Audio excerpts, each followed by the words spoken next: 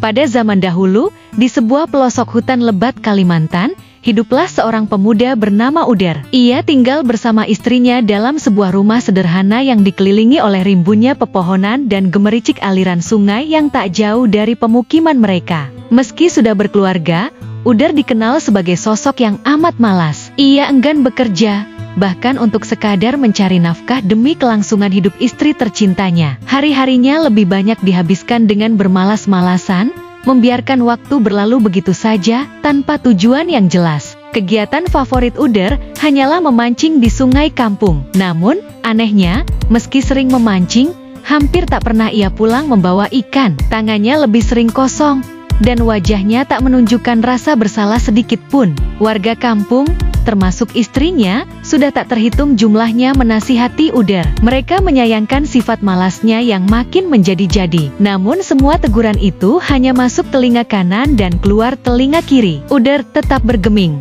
Suatu pagi, seperti biasa, Uder bersiap hendak memancing lagi. Ia memotong seekor ayam yang tengah sakit dan mengambil isi perutnya untuk dijadikan umpan pancing. Tanpa rasa jijik, ia menganggapnya sebagai ide cemerlang. Setelah semua perlengkapan siap, Uder melangkah pergi ke sungai. Dalam perjalanan, ia bertemu beberapa warga yang menyapanya dengan pertanyaan sama.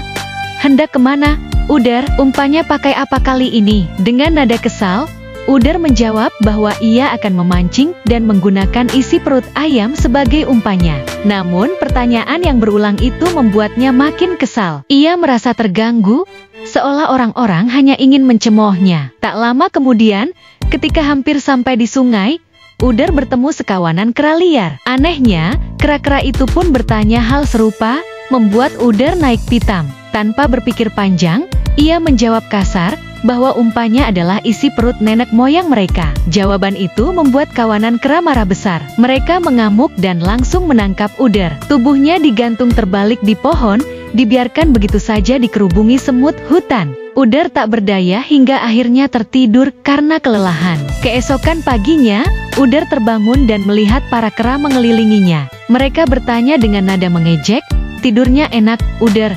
Dengan kesal, Uder menjawab bahwa tidurnya sangat tidak nyaman karena semut menggigit tubuhnya sepanjang malam. Merasa belum puas, para kera kembali menidurkan Uder, kali ini di halaman rumah mereka. Tapi tetap saja Uder tidak bisa tidur nyenyak. Ia mengeluh karena tempatnya keras dan banyak serangga. Akhirnya, para kera membawa Uder masuk ke dalam rumah dan menidurkannya di ranjang dengan kelambu yang lembut. Disitulah Uder akhirnya bisa tidur pulas dan bermimpi indah. Dalam mimpinya, ia melihat pohon besar di hulu sungai yang dipenuhi buah lebat menggoda.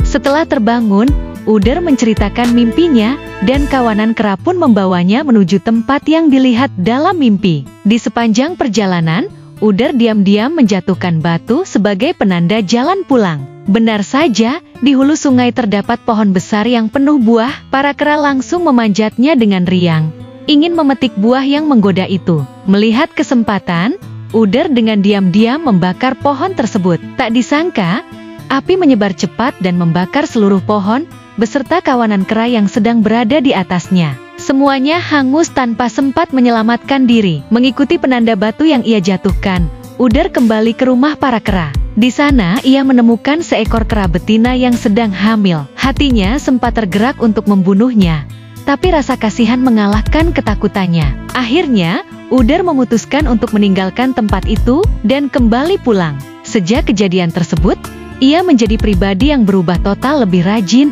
bertanggung jawab, dan tidak pernah lagi bermalas-malasan.